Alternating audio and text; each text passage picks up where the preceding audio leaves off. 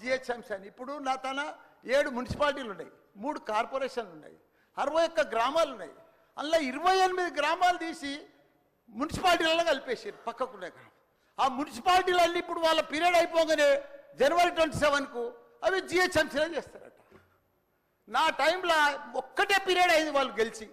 నా దగ్గర ఒక్క మేడ్చల్ నియోజకవర్గంలోనే కార్పొరేటర్లు, కౌన్సిలర్లు, మేయర్లు, జిల్లా పరిషత్ చైర్మన్లు, సర్పంచ్లు, ఎంపీటీసీలు, వార్డు మెంబర్లు వీళ్ళందరూ కలిసి ఒక మేడ్చల్ల 444 మంది నా తన లీడర్లు ఎదిగిరు అధ్యక్ష.